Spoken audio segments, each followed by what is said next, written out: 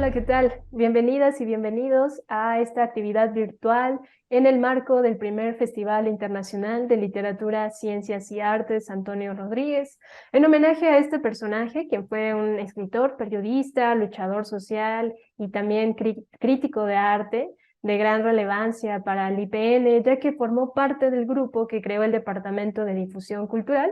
Además, también realizó la revista IPN Ciencias, Arte y Cultura.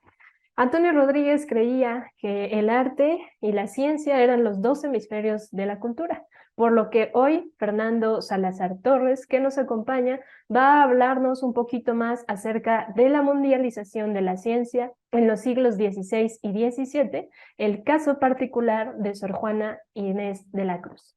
Pero antes que nada, déjenme platicarles quién es Fernando Salazar Torres. Él es un poeta y crítico literario mexicano, ensayista y gestor cultural, licenciado en filosofía por la Universidad Autónoma Metropolitana y con una maestría en teoría literaria. Actualmente ha sido doctor en literatura hispanoamericana de la Benemérita Universidad Autónoma de Puebla. Tuvo una estancia de investigación en la Universidad de Salamanca, España. Es docente de la escuela, fue docente de la Escuela de Escritores en Madrid y ha publicado poemarios como Sueños de cadáver, Visiones de otro reino en México 2018 y el libro de artista Gazaile Gazailas, Espolones 2021. En conjunto con el artista plástico Fernando Gallo y Diva de España, Portugal 2022, el cual obtuvo el premio literario Nayi Naaman en Líbano en el área de creación. Bienvenido, Fernando. Muchísimas gracias por aceptar esta invitación y nos dará muchísimo gusto conocerte y que nos platiques más acerca de la mundialización de la ciencia. Gracias, Mariel, por la invitación y agradecer al Instituto Politécnico Nacional y a todo el equipo por esta iniciativa y este primer congreso o coloquio. Bueno, pues yo voy a hablar de un hecho que me parece crucial, aprovechando la temática, que es la ciencia. Aquí la palabra ciencia la voy a utilizar en un concepto mucho más amplio, porque para nosotros ahora la ciencia está dedicado o está aplicado a las ciencias exactas, pero la ciencia, pues en realidad, etimológicamente, pues es conocimiento, razón, y voy a hablar puntualmente de la mundialización del conocimiento, en ese sentido, la mundialización de la ciencia entre los siglos XVI y XVII. Y me refiero al caso particular de Sor Juana Inés de la Cruz como un momento clave que va a sintetizar todo este acontecer que va a empezar entre el siglo XVI y va a continuar incluso en el siglo XVII y más adelante. Este es un mapa del siglo XVI eh, atribuido a Pierre de Selire. Está fechado en 1564. En nuestra historia, nosotros, como mexicanos, tenemos tres periodos eh, históricos que están muy bien fechados. Hay dos fechas principales, que es la de 1521 y la de 1821. La primera de ellas se conoce como la caída de Tenochtitlán o el inicio, eh, históricamente hablando, aunque documental y jurídicamente pues van a ser algunos años posteriores, el nacimiento de lo que Hernán Cortés llamó en su segunda carta de relación la Nueva España. Y en 1821, pues las independencias hispanoamericanas que se fueron desarrollando incluso años o décadas anterior a esta fecha. Bueno, y además, antes de 1521, podemos también contar el periodo precolombino, eh, en el que en un periodo menos de 200 años, el imperio mexica y otras culturas tributarias tuvieron una convivencia territorial. Entonces, nosotros históricamente tenemos estos tres momentos: el periodo de las batallas y de las disputas políticas entre estos pueblos mesoamericanos, entre estos pueblos eh, que ocupaban el territorio de lo que hoy ahora llamamos México, que duró menos de 200 años, el reinato de la Nueva España, que duró, en resumen, 300 años, y a partir de la independencia de lo que llamamos México, que tiene poquito más de 200 años. Entonces, si nosotros hacemos un análisis de este margen temporal, podemos comprender que nuestro periodo, históricamente hablando, de vida ha durado más como la Nueva España. Y en este margen de 300 años suceden un montón de cosas, incluso antes también. Cosas que no voy aquí a discutir porque no es una exposición ni de historia, ni mucho menos. Me voy a enfocar principalmente en la ciencia.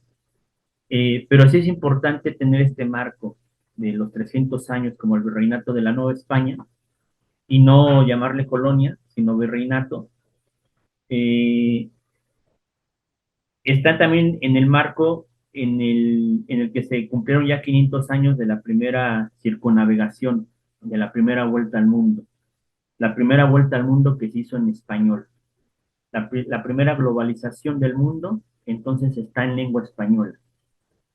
Eso es importante porque los testimonios que nos van a llegar a través de los diarios, no solamente de Colón o de Pigafetta, sino de los cronistas, pues están en lengua española. Es el inicio y el primer referente de los testimonios de lo que está sucediendo, no solamente como hechos históricos que están transformando el mundo, sino también como testimonios que nos están dando un referente científico de astronomía, de navegación, en el desarrollo de botánica, de historia, por supuesto, de filosofía, de ciencia, de matemáticas, de biología, de agronomía, de, ya repetí, de botánica, de metalurgia, y yo me puedo extender en la lista. Entonces, ¿qué significa? Que este conocimiento que se va a expandir, y se va, por eso le llamo la mundialización del conocimiento entre los siglos XVI y los siglos XVII, se da sin duda en muchas lenguas, pero inicia en español, inicia en lengua española. Bueno, teniendo este margen, yo puedo empezar con esta exposición. Bueno, entonces aquí está el mapa, que es un referente para nosotros de la mundialización. Cuando inicia el reinato en 1522-23, cuando a este Hernán Cortés le llega la carta del rey haciéndolo justicia mayor y gobernador de la Nueva España, ahí es donde se puede dar fecha del nacimiento de la Nueva España. Es decir, que cumplimos 500 años, o se cumplieron 500 años del nacimiento de la Nueva España. ¿Qué sucede? Bueno, suceden un montón de cosas, suceden injusticias, suceden crímenes, suceden un montón de cosas, pero también suceden otras cosas, suceden un montón de cosas negativas, puede decirse, pero también suceden un montón de cosas positivas. ¿Cuáles son estas cosas positivas? Bueno, la primera de ellas que quisiera yo señalar es que en ese momento las lenguas mexicanas o las lenguas indígenas eh, no tenían gramática. Entonces surge la primera escuela imperial, así se le llamaba, la escuela de Tlatelolco, el colegio de Tlatelolco. En ese colegio, que había más de 300, 400 libros para estudiar, una de las primeras cosas que se realizaron fue eh, que a los indígenas o de estas diversas culturas se les enseñó latín. ¿Cuál era el propósito y la finalidad de que ellos aprendieran latín? Bueno, les enseñaban latín para que ellos supieran el conocimiento de la gramática y les explicaran a los padres de la iglesia, algunos de ellos eran franciscanos, la mayoría, después llegaron los jesuitas, les explicaran cómo era la naturaleza gramatical del náhuatl, por ejemplo. Entonces, con el tiempo, Muchos de estas personas, que algunos tomaron cargos políticos, pero que eran naturalmente nacidos en, en, en México, en Tenochtitlán o en Nueva España, como lo queramos llamar, se volvían trilingües, es decir, su lengua natural, que sería el náhuatl, el latín y el español. Y con ese aprendizaje, lo que hicieron los padres fue diseñar la gramática de las lenguas mesoamericanas. ¿Qué hubiera sucedido si eso no se hubiera realizado? Pues seguramente, no sé si todas, pero muchas lenguas que ahora conocemos y que en los últimos años se les ha dado un lugar importante, por ejemplo, en la literatura. Se han hecho muchas antologías, hay muchos espacios dedicados a las lenguas indígenas, tanto narrativa como de poesía, pues hubieran desaparecido. Esa sería una forma de expandir el conocimiento en algún momento dado. Bueno, después, mientras se van dando un montón de sucesos y de historias en muchos países de Hispanoamérica, principalmente en México, en Perú, en Chile, en Argentina, en esos años, digamos que los años de los 20, 30 del siglo XVI, eh, los propios conquistadores empiezan a expandir sus horizontes. No solamente ya dieron la primera Pigafetta y Magallanes habían dado la primera vuelta al mundo en 1521, sino que otros conquistadores habían ya dado hacia lo que se llamaba en aquel momento Océano del Sur, o sea, el Océano Pacífico, y pues Hernán Cortés incluso tuvo el plan de llegar a China. Llegaron otros conquistadores. Entonces, ¿qué sucede? Bueno, sucede algo totalmente importante y necesario, ¿sí? En este libro que ustedes están viendo aquí, que se llama Las cuatro partes del mundo, de Sergei Kursinski, este autor tiene una hipótesis. La hipótesis señala, es un libro bastante interesante, es un libro muy amplio, que habla de muchos fenómenos sociales, históricos, culturales, pero el eje de la argumentación de este libro señala las cuatro partes del mundo, se refiere en principio a los cuatro continentes, a Europa, América, Asia y África, pero también se refiere a los cuatro puntos cardinales, teniendo la Nueva España como el centro comercial y económico, y nosotros nos podemos incluso arriesgar a decir literario del momento. Y vaya que no es menor cosa decir literario, porque un poquito décadas más adelante, pues vamos a tener a los siglos de oro en España. ¿Sí? Los cuatro rumbos del mundo, las cuatro partes del mundo. Señala este Grusinski que con la expansión primero geográfica, ese sería otro hecho también muy importante, ahora que yo mostraba el mapa, científicamente hablando. ¿Qué significa la mundialización del mundo? Significa ampliar el horizonte, significa ampliar la expectativa de conocimiento, de ideas, pero también significa conocer nuevas cosas. Y se conocía un mundo que otra parte del mundo ignoraba. En este caso, por ejemplo, Enrique Dussel señala que no se le puede llamar descubrimiento porque los que vivían aquí o los nativos del continente de América ya conocían el mundo, y que no o sea, ya conocían el continente, que no se lo descubrieron. Es cierto, pero eso sería también parcial porque si nosotros hablamos del mundo, nos estamos refiriendo a todo el planeta Tierra.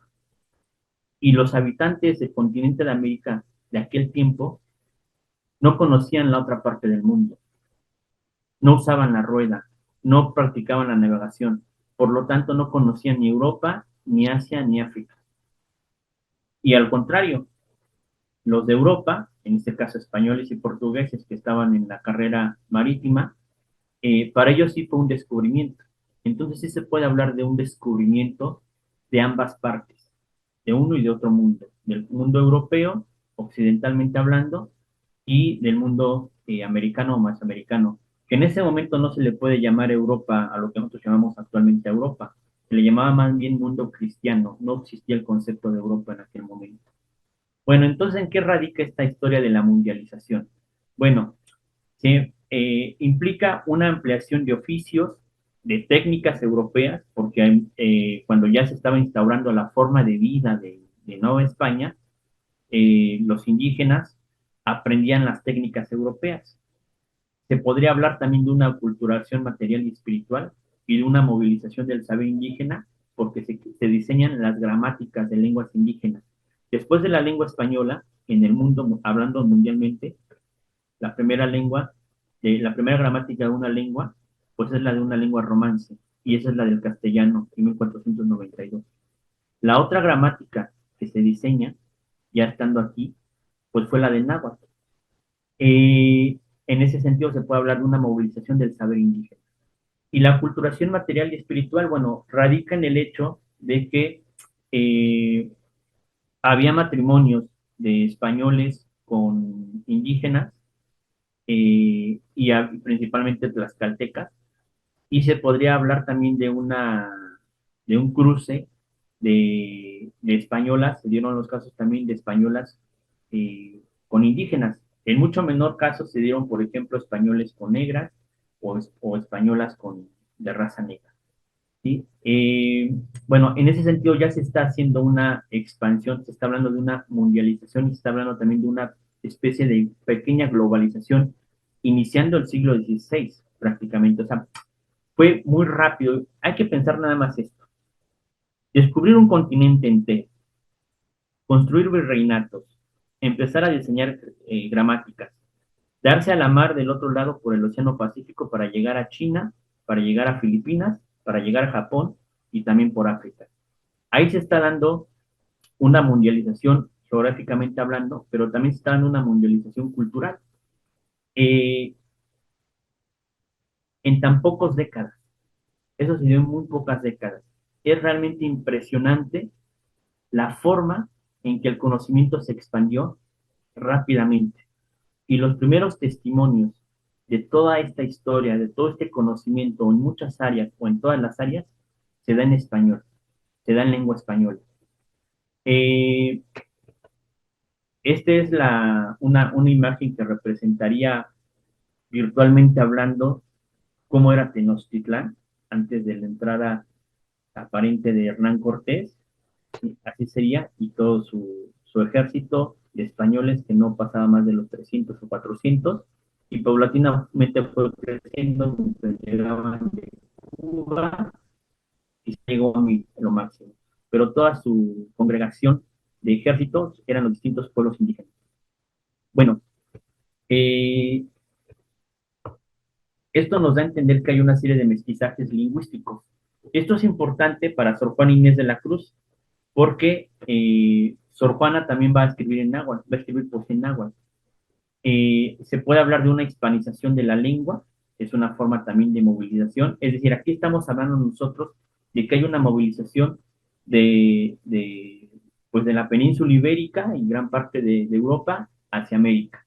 ¿Sí? Pero después el centro de la Nueva España, que en aquel momento era considerado el centro económico, el centro comercial, Nueva España, o sea, México era el centro de la economía del siglo XVI, del siglo XVII, porque para que llegaran las mercancías de la costa de Europa o del Mediterráneo europeo a China o a Japón o a Filipinas, tenían que hacer escala casi innecesaria en dos puertos, en Acapulco o en Veracruz, en alguno de esos dos.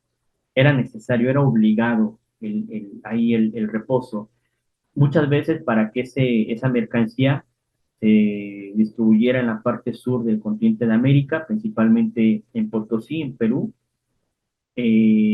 también para extraer la plata y llevarla, también ahí inicia la primera moneda global, la primera moneda mundial, que es el real de A8.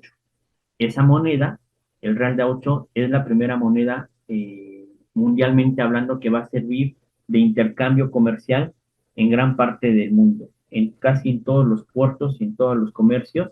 Me estoy refiriendo a Filipinas, a China, a Japón, al continente de América y por supuesto a Europa, que es el real de A8, plata que se hacía principalmente, moneda que se hacía principalmente con la plata de México, de Potosí, y se producía en México y en España.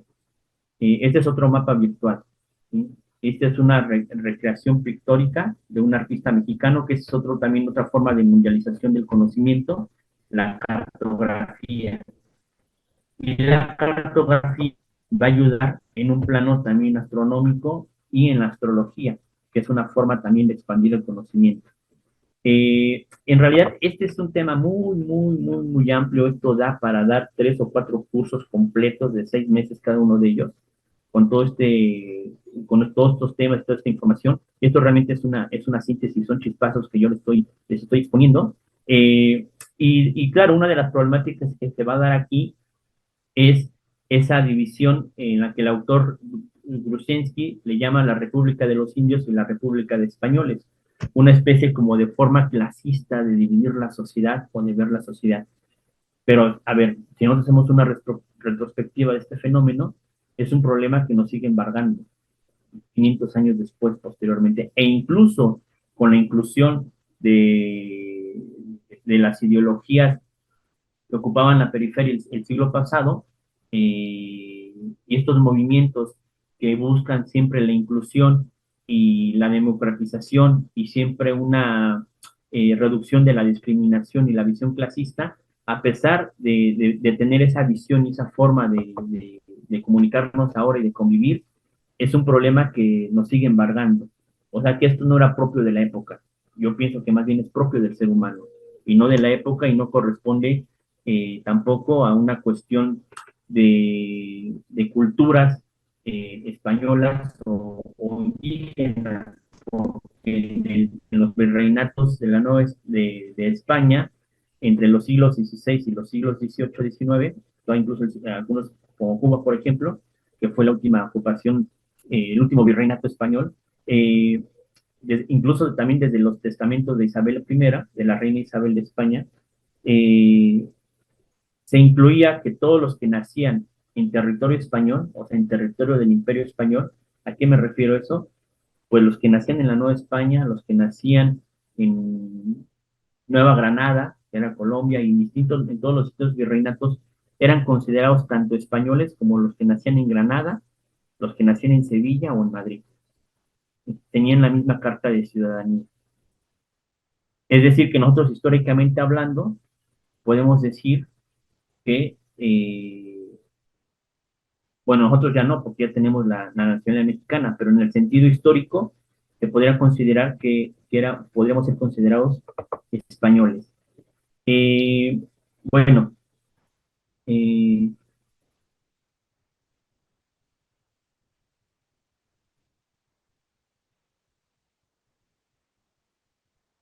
este es otro ejemplo de la culturación de las razas. Quiero pasar a presentarles otro documento, que es este, de Bernardo de Balbuena. Es un poeta español, pero que se vino a vivir a México, a la Nueva España, como muchos lo hicieron. En este poema, que se llama La grandeza mexicana, este verso es muy importante. Dice: en ti se junta España con China.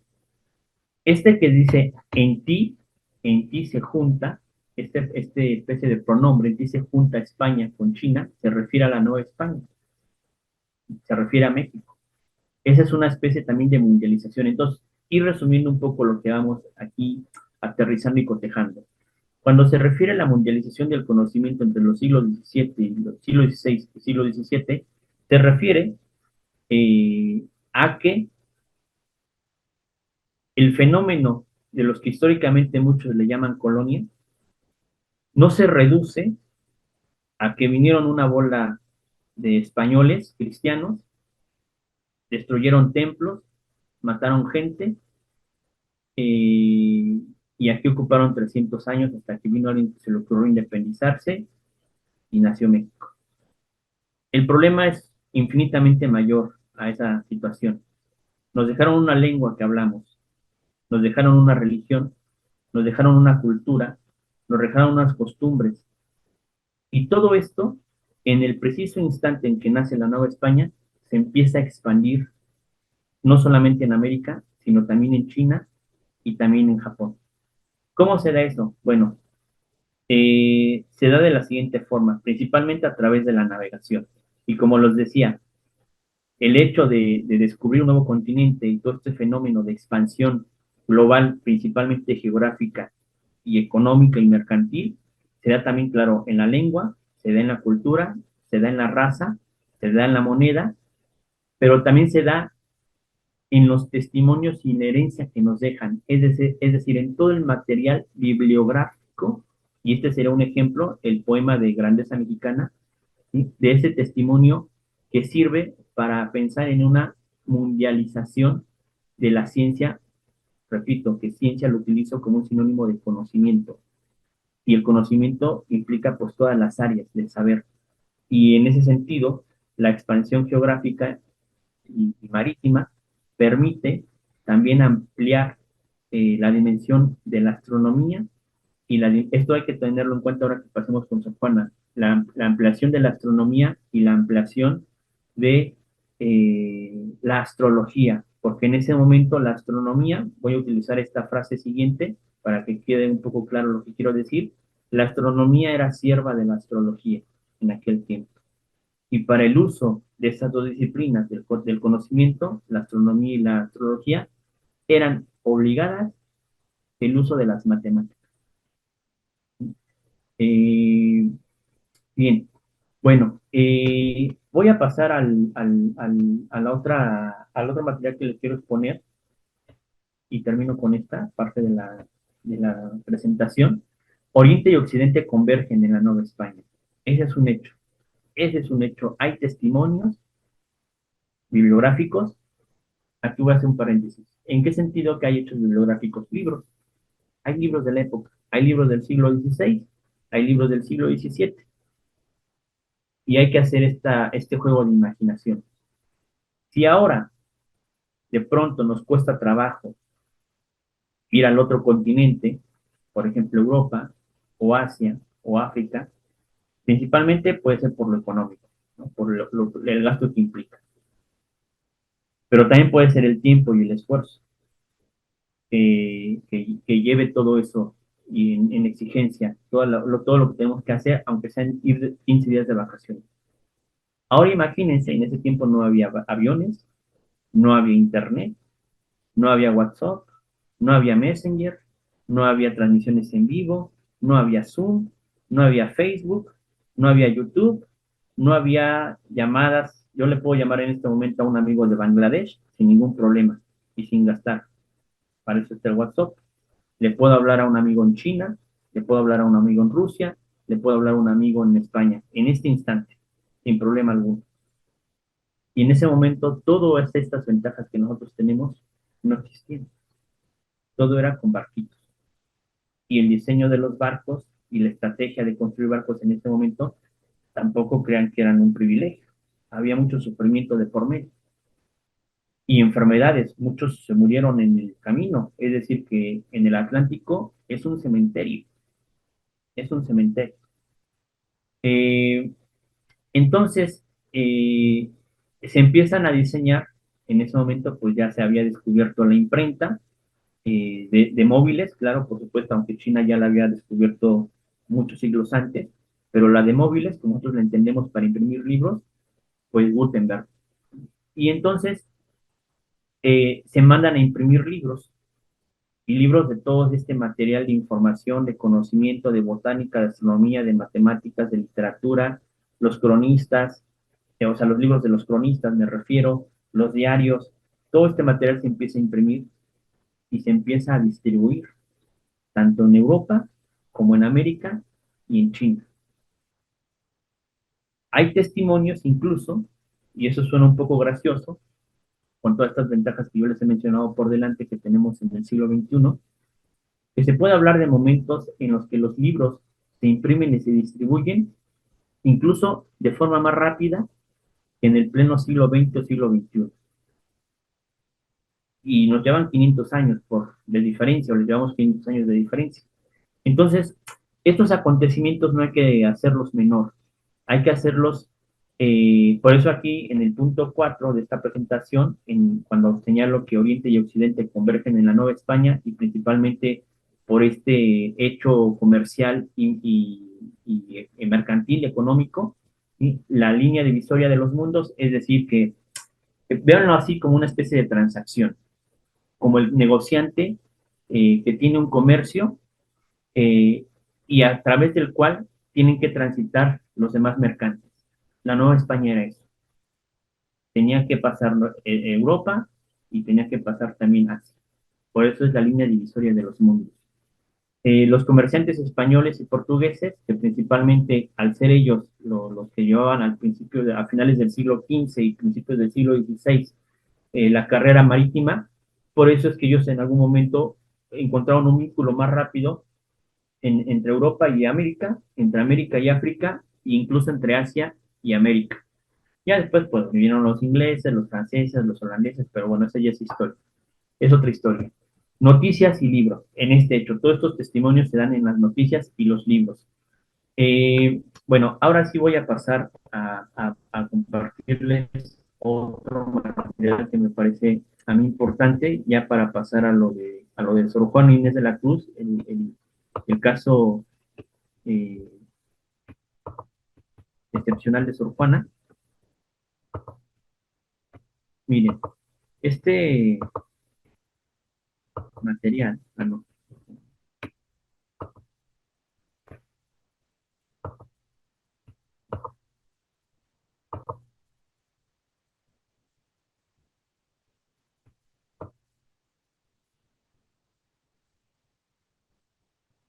la historia de las cosas de la Nueva España, de Fray Bernardino de Sahagún.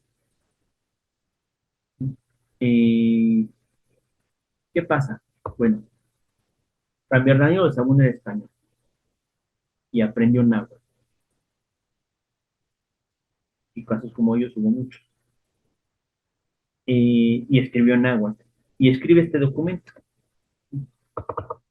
Este documento, aquí lo estoy haciendo un poquito más cerca, ustedes aquí vean, este es el documento, este es el códice, como verán ustedes, está en náhuatl, y como yo no sé náhuatl, no sé lo que dice, pero está traducido al español, entonces en español sí lo puedo leer.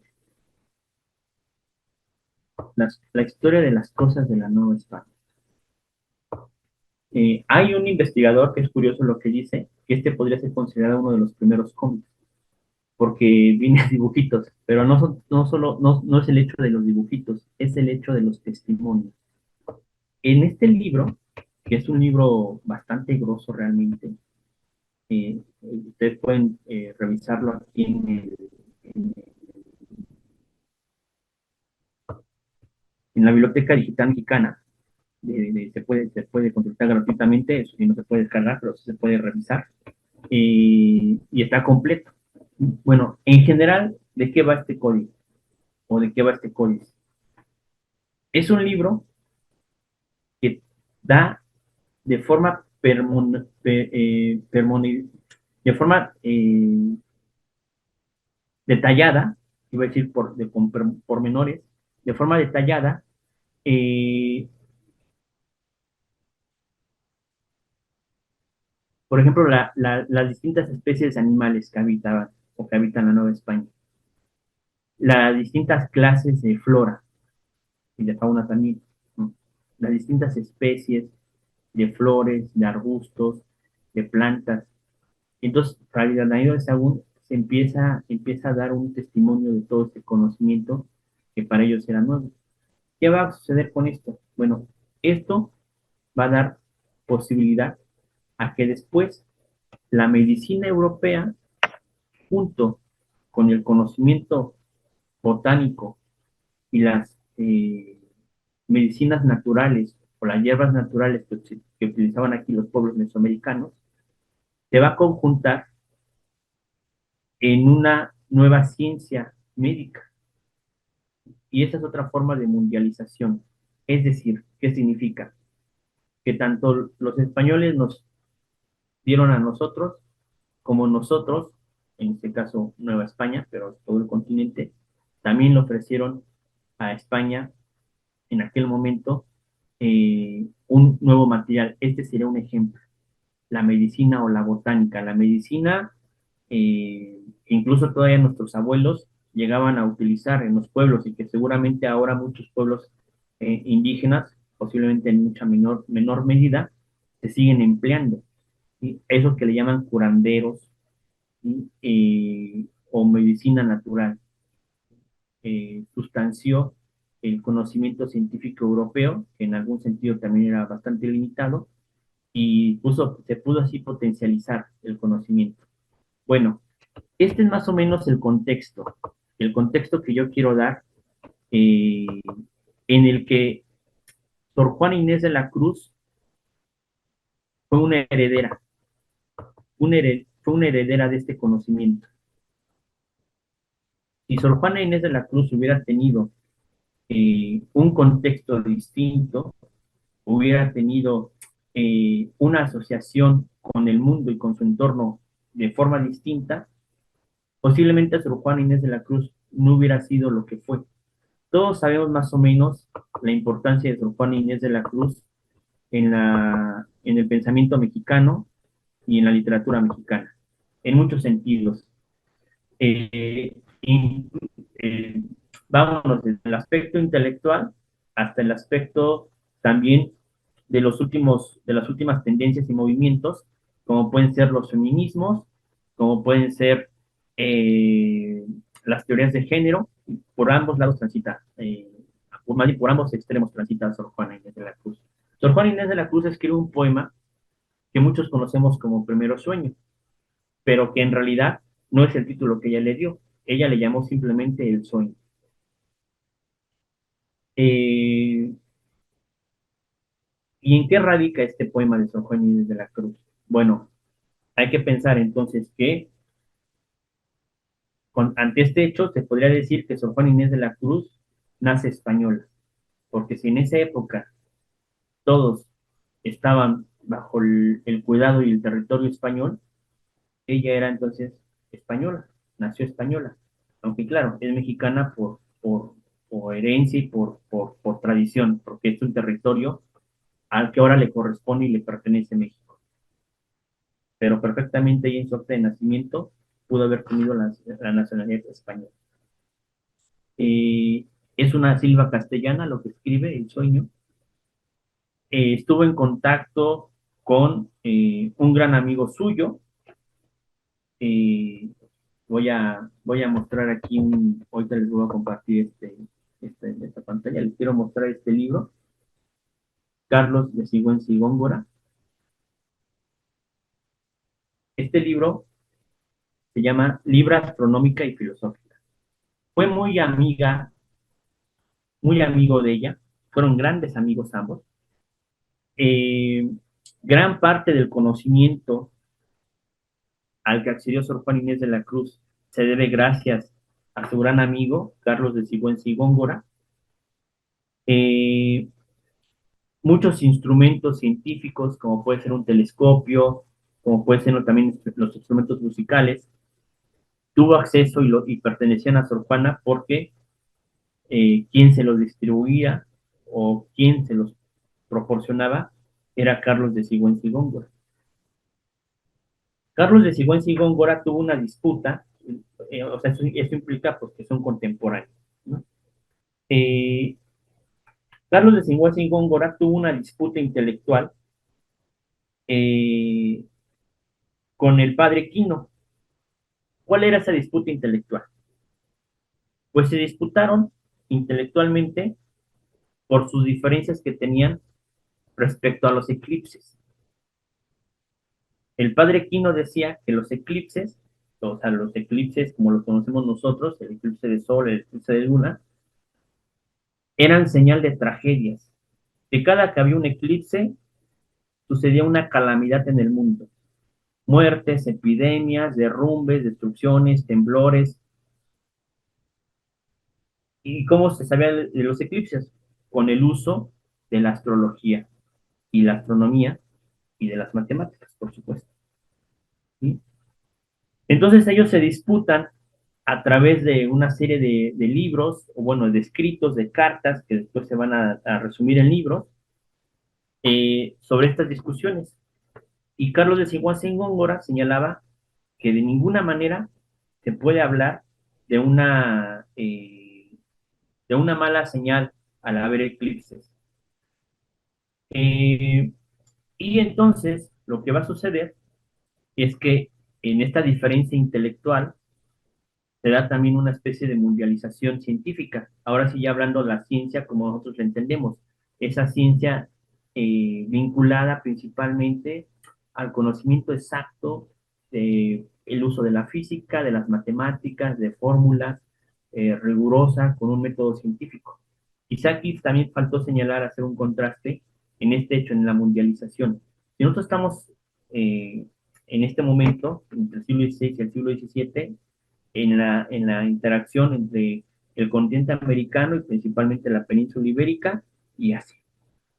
Pero en el siglo XVII y en el siglo XVIII se da otro tipo de conocimiento, de una expansión científica pues más regional, más europea, en ese momento, que es pues la expansión de una forma metódica de acceder a la nueva ciencia, que es el método científico y la ilustración. Eh, pero aquí más bien lo que se da, si bien no se descubre un nuevo método científico, como el que nosotros entendemos y que nos enseñan en las escuelas, dado principalmente por la experimentación, se da otro tipo de conocimiento, pero más expansivo, un conocimiento que se comparte. Eh, a ver, en ese momento también había clases sociales como las que existen todavía en el siglo XXI. Lo que quiero señalar es que la expansión de un nuevo territorio geográfico como es América, la expansión de todo el conocimiento que implica descubrir. Cuando nosotros descubrimos una persona o cuando conocemos a alguien o conocemos a un autor, se nos abre un horizonte. Esto es lo que quiero señalar. Eso es lo que quiero señalar, que se abre un nuevo horizonte. Bueno, con estas disputas que se dan entre Carlos y Decimoel Góngora y el padre Quino, Sor Juana Inés de la Cruz tiene un motivo también de composición. Entonces, pues el poema del sueño o el primero sueño justamente habla de eso. Es un poema que contiene eh, un conocimiento científico y que posiblemente sin esa situación histórica de contexto, Sor Juana Inés de la Cruz no hubiera podido diseñar este poema. Este es un libro bastante interesante, lo estoy pasando para que ustedes se den una idea de qué va. Es un poema es un libro muy bonito, porque viene una larga, bueno, no tan larga, una introducción en donde su autor explica eh, cómo se fue contextualizando este poema y cómo se recibió posteriormente, porque cabe señalar que Sor Juana Inés de la Cruz en el momento, pues tuvo el apoyo de la corona española. Incluso su primer libro, su primera obra de Sor Juana Inés de la Cruz se publica en Madrid, ni siquiera en la Nueva España, en Madrid. Y bueno, Sor Juana Inés de la Cruz dejó de ser leída durante mucho tiempo, casi todo el siglo XVIII y todo el siglo XIX, quedó olvidada. Y Sor Juana Inés de la Cruz se recupera hasta el siglo XX, es decir, no más allá de hace 100 años que Sor Juana Inés se volvió a recuperar y a leer. Y yo se los dejo nada más a su criterio, ¿a qué creen que se debe?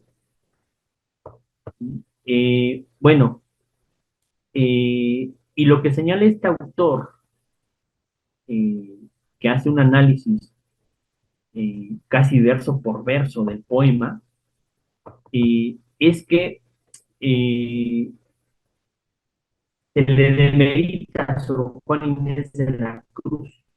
¿En qué sentido se le demerita? Bueno, porque se señala que el libro o el poema de Primero Sueño, o El Sueño, como lo tituló Sor Juana, no era más que una especie de copia o de imitación de las soledades de Góngora.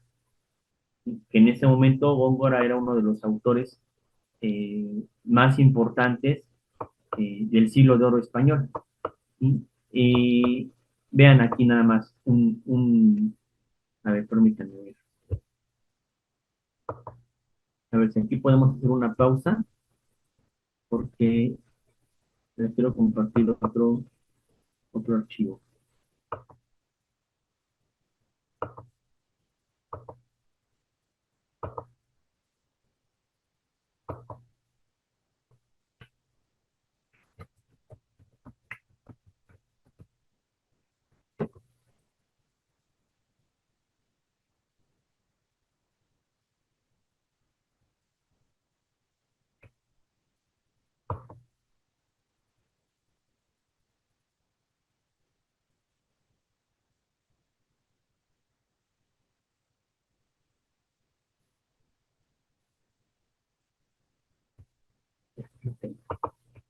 Lo bueno es que estamos preparando la grabación. Bueno, aquí tenemos cómo inicia el poema. No vamos a leerlo todo porque es un poema muy largo y verdaderamente denso. Es decir, sí, verdaderamente sí es una comprensión compleja, así que sí cuesta trabajito leerlo, pero vamos a leer nada más los primeros versos para tener un conocimiento de lo que Sor Juana Inés de la Cruz escribe.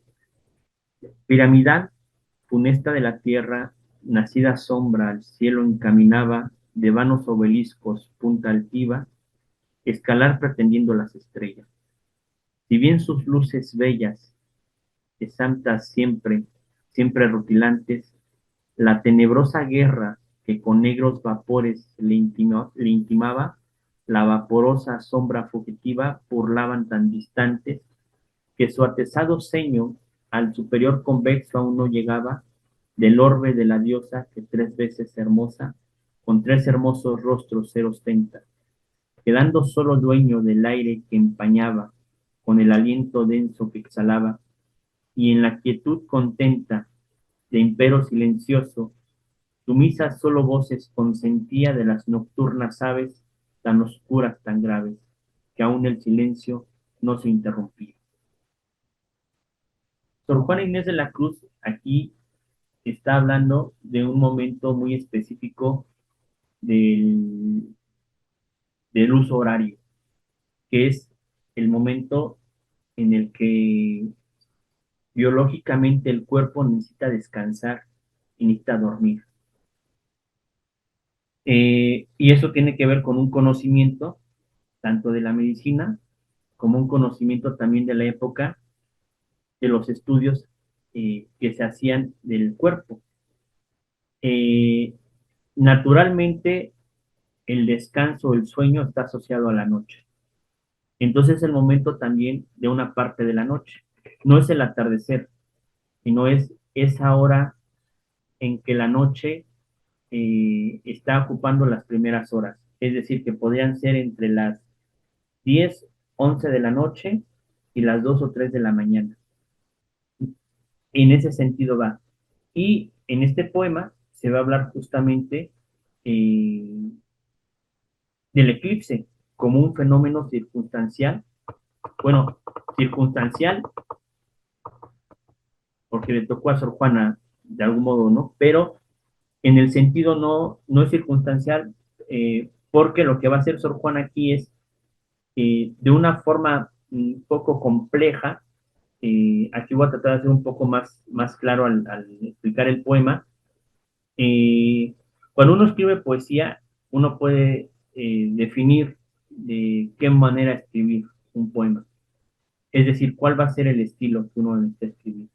En ese momento, el estilo que dominaba era un estilo eh, barroco, donde a veces el lugar que ocupan las palabras en el orden gramatical o sintáctico se van a cambiar, se van a intercambiar.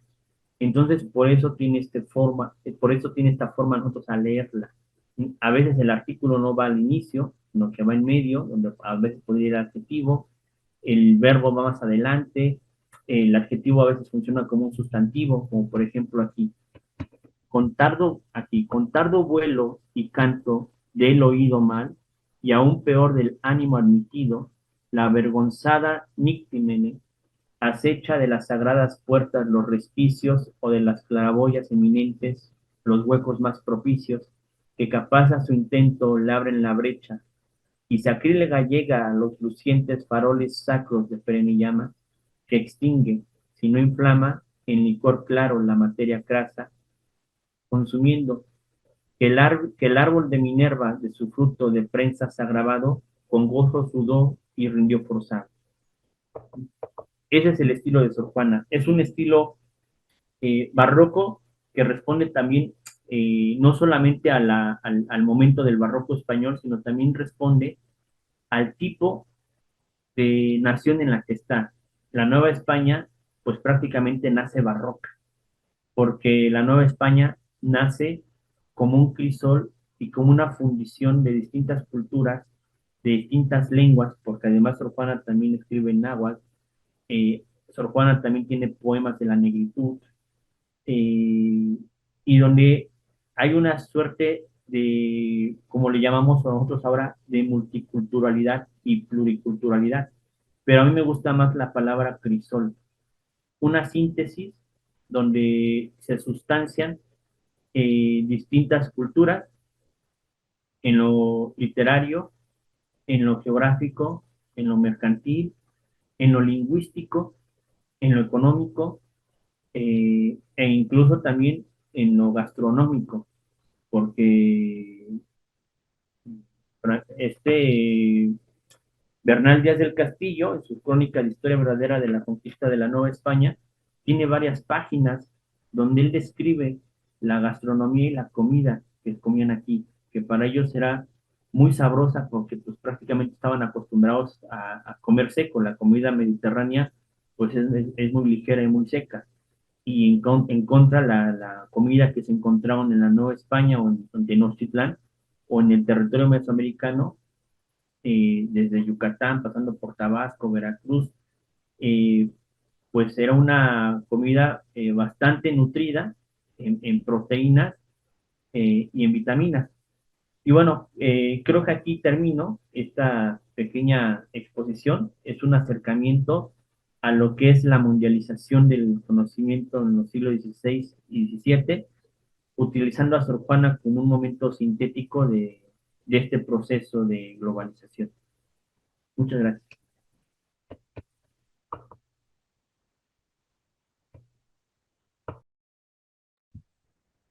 Muy interesante todo lo que nos compartiste, Fernando. Te agradezco muchísimo. Yo espero que las personas que vieron esta presentación lo hayan disfrutado tanto como yo. Gracias de verdad por compartirnos un poquito más acerca de esta mundialización de la ciencia y bueno, el caso de manera particular de Sor Juana Inés de la Cruz, su contexto y su escritura. Muchísimas gracias, Fernando. Espero tenerte pronto en alguna otra actividad. Y bueno, las personas que nos acompañan, no olviden seguir las redes sociales de IPN Cultura y mantenerse al tanto de las actividades culturales que constantemente se están publicando ahí. Además, también invitarlos a continuar y seguir las actividades del primer Festival Internacional de Literatura, Ciencias y Artes, Antonio Rodríguez. Esto fue todo. Muchísimas gracias. Nos vemos pronto.